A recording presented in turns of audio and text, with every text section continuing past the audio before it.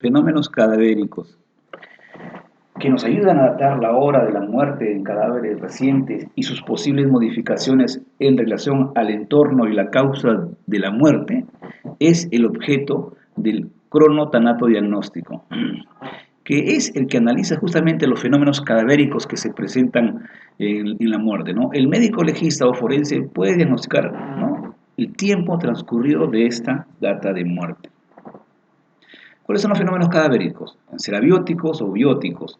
Abióticos: enfriamiento, deshidratación, lividez e hipóstasis, rigidez y espasmo. Y los bióticos: autólisis, putrefacción y transformación, que es la parte final.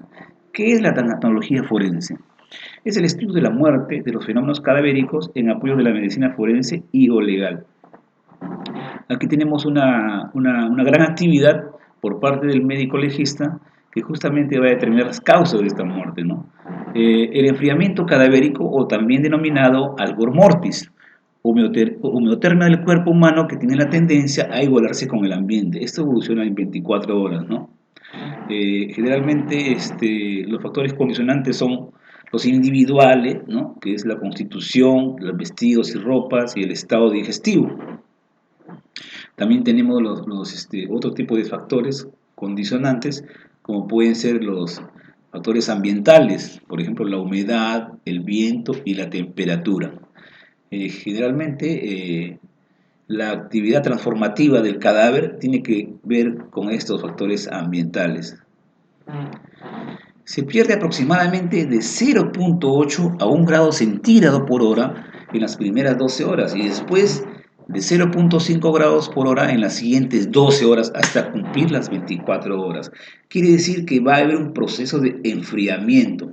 Y la fórmula de Buchut, ¿no?, dice que las 12 primeras horas baja 1 centígrado por hora y en las siguientes 12 horas medio centígrado por hora. Este proceso de enfriamiento también tiene un límite, ¿no? La fórmula de Gleiser lo calcula con la temperatura rectal del cadáver a 30 grados centígrados menos la temperatura rectal del vivo, 37,2, sobre el factor 1,5. Y ahí se obtiene el proceso de enfriamiento. La fórmula de Buchut dice que en las 12 primeras horas baja 1 grado centígrado por hora y en las siguientes 12 horas medio centígrado por hora. Y la fórmula de Gleiser hace una temperatura rectal vivo menos la temperatura rectal del cadáver sobre 1,5. La deshidratación cadavérica se presenta a partir de la 8ª hora post-mortem y está dada por la evaporación del agua corporal, que es alrededor de 10 a 15 gramos por kilogramo de peso, ¿no? La pérdida de líquidos por evaporación tiene una importancia de las condiciones ambientales. Los fenómenos generales, por ejemplo, la pérdida de peso, recién nacido y niños y adultos. O sea, la deshidratación es un proceso en el cual se pierde agua. Los fenómenos locales son el apergaminamiento cutáneo en piel lesionada, en piel fina y en piel íntegra, ¿no? Estos son fenómenos locales, ¿no?, por el cual el cadáver experimenta este tipo de características, ¿no? También otra característica es la desecación de las mucosas, los labios y los genitales. La mucosa, como todos sabemos, mantienen una humedad característica y el cadáver, a medida que va avanzando el tiempo, estas se van desecando. La desepitelización de las mucosas se presenta a las 72 horas post-mortem y consiste en signos de deshidratación a nivel de las mucosas, siendo las más afectadas las mucosas que están en la boca, ¿no? Los fenómenos oculares: pérdida de la transparencia de la córnea, telilla albuminosa, mancha esclerótica, Sommer y Larcher, y hundimiento del globo ocular. La mancha negra esclerotical, o signo de Sommer, es una mancha irregular de color negro que se debe a la oxidación de la hemoglobina de los vasos coroideos y la deshidratación. Se presenta a partir de la 5ª hora post-mortem, ¿no? Y la mancha negra esclerotical, o signo de Sommer, se localiza a nivel de los ángulos externos del segmento anterior de los ojos y posteriormente aparece en los internos.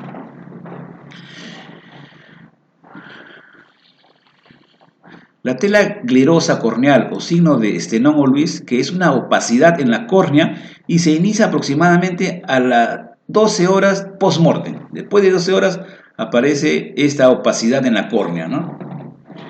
La lividez e hipostasis, o también conocido como livor mortis, la pérdida de la función cardiocirculatoria y efecto de la fuerza de gravedad. Quiere decir que todos los fluidos se van juntando o se van desplazando hacia las partes más bajas. La importancia de la posición del cadáver tiene mucho que ver con este tipo de características. La presencia constante, reducidas al inicio y crecimiento y confluencia. Esto se da después de las 15 horas post-mortem. La importancia de la causa de la muerte por hemorragias y por intoxicaciones o asfixias pueden ser determinadas, ¿no? En la autopsia, ¿no? Por eso es muy importante tener en cuenta todos estos factores.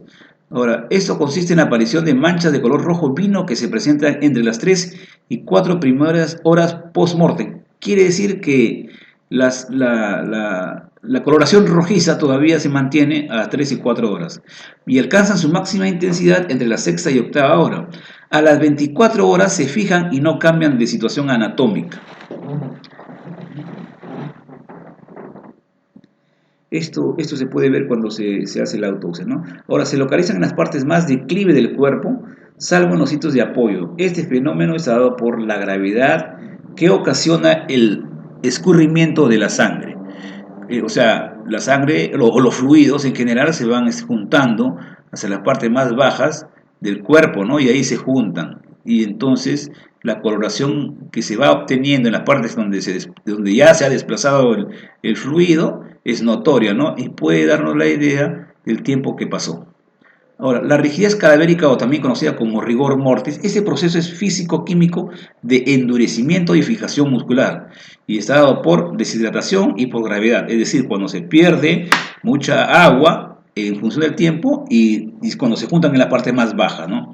La evolución va desde los músculos de la mandíbula a los músculos de la nuca, los músculos de la cara, músculos del tronco, músculos de miembros superiores e inferiores, órganos y finalmente la piel. La fórmula de Niederkorn, ¿no? Dice, el inicio es a 3 a 6 horas post-mortem y el precoz antes de las 3 horas, tardía de 6 a 9 horas y la instauración ya total es hasta de 6 a 8 horas. La rigidez cadavérica precoz, dice, está relacionada con los tétanos, hemorragia abundante, enfermedades crónicas y caquetizantes, ¿no? La tardía está relacionada con personas sanas, muerte súbita, accidental y asfixia. El espasmo cadavérico. Falta la relajación inicial, fijar la postura del cuerpo al morir, pues en la variedad son generalizado y localizado. O sea, cuando una vez que se empieza a relajar el cuerpo, ¿no? Dependiendo de la postura, entonces obtenemos esas características. La presentación en emoción, tensión nerviosa extrema, causa de la muerte, proceso con convulsiones híbridas en el sistema nervioso central, ¿no? El espasmo. El espasmo puede darse por la muerte súbita que genera contractura muscular y cadavérica. La rigidez requiere periodo de agonía, lo que permite la relajación muscular. Luego viene la deshidratación. Este proceso biótico, conocido como la autólisis, es el fenómeno o un proceso anaeróbico de fermentación dada por enzimas propias de las células sin la intervención de las bacterias, ¿no? Es decir, que ahí está empezando ya el proceso de putrefacción, ¿no? Prácticamente comienza una especie de fermentación dentro del cadáver, ¿no? La piroerección o piel anserina se presenta desde la tercera hasta la duodécima hora post-mortem y se debe a la piloerección, ¿no? Este es la hora 3 hasta la hora 12. La putrefacción es la descomposición del organismo por acción de las bacterias y es un fenómeno cadavérico que inicia inmediatamente con la muerte. Es decir, una vez que deja de existir la persona, empieza el proceso de putrefacción, ¿no? Que son causadas por enzimas y productos proteicos, ¿no? La bacteria prácticamente es el vector, ¿no? El iniciador de la autólisis, ¿no? También tiene que ver la presencia de sustancia orgánica, intervención microbiana, acción física y química. Ese es el proceso de putrefacción, que es prácticamente ya la parte final, ¿no? del colapso del organismo, ¿no? Los minerales tienen una presencia en ese estadio de 4,5% y el agua de 60-80%. La materia orgánica es de 34,5%, ¿no? La intervención microbiana son las bacterias que viven frecuentemente en el cuerpo y las bacterias patológicas. Bueno, de las bacterias que viven frecuentemente en el cuerpo generalmente están ubicadas en el estómago, en los intestinos. Y las bacterias patológicas son aquellas adquiridas por enfermedades propias de la persona. Los agentes microbianos que generan la putrefacción son principalmente el Clostridium welchi, el Putridus gracilis y Magnus, ¿no? Estos agentes microbianos generan o dan inicio a la putrefacción, los cuales producen los gases pútridos del cadáver y son gérmenes anaeróbicos que actúan después que otras bacterias aeróbicas, como el Protus vulgaris, Coli putrificus y Leucophacien marnus, ¿no? Ahora, en esta acción física y química puede haber también efectos retardantes. Por ejemplo, el clima, el medio ambiente, el clima frío, uso de antibióticos antes mortem y el terreno desértico, ¿no? Es decir, estos elementos pueden causar que se retarde la putrefacción y lo que puede acelerar, actúan como acelerantes el clima tropical, terrenos abonados, la sumersión en agua, la muerte por septicemia, etc., ¿no? Esto puede acelerar la putrefacción. La putrefacción la dividimos en 4 periodos: el cromático, ¿no? El enfisematoso, el colicoactivo y el reductivo, que están caracterizados por los siguientes signos de descomposición. La mancha verde, que es una mancha irregular de color verde que generalmente aparece en la fosa ilíaca derecha. Cuando la muerte por sumersión aparece inicialmente en la cara.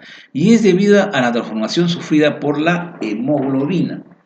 La distensión abdominal, el abultamiento, el hinchamiento, ¿no? Se presenta por los gases que forman las bacterias que se encuentran en el intestino, y el fenómeno de la distensión abdominal aparece entre las 24 y 48 horas posteriores a la muerte. La red venosa póstuma. La red venosa, que en el paciente vivo es de color rojo vino, en el cadáver se expresa de color verde oscuro debido a la hemoglobina transformada, y se hace notoria entre las 24 y 48 horas. La infiltración gaseosa o enfisema. Su localización más frecuente es la bolsa escrotal, mamas, párpados, labios y lengua. Se presenta a las 36 horas post-mortem y es debida a la invasión del tejido conectivo por gases. Las flecteras pútridas son elevaciones de la epidermis que presentan en su interior líquido de trasudado y con gran cantidad de bacterias, y aparecen después de 36 horas post-mortem. El desprendimiento dermoepidérmico. Este signo aparece secundario a la aparición de las flecteras y está dado al romperse estas. Se da entre las 36 y 72 horas post-mortem, ¿no? Es el desprendimiento dermoepidérmico, ¿no? La licuefacción. No, la licuefacción es una dilución de las partes blandas, en la que se conserva solo el esqueleto y participan los dífteros, y se produce entre los 3 y 6 meses, ¿no? Es de la licuefacción. Bueno, la saponificación adiposida o formación de jabones, ¿no? Este es un fenómeno que se presenta en un medio húmedo, sin aire, y que provoca que las grasas se conviertan en glicerina y ácidos grasos. Esa es la saponificación, formándose jabones con calcio, potasio y sales. Aparece entre los 6 y 6 meses post-mortem y se completa a los 18 a 20 meses, ¿no? Ese es el proceso de saponificación, formándose jabones.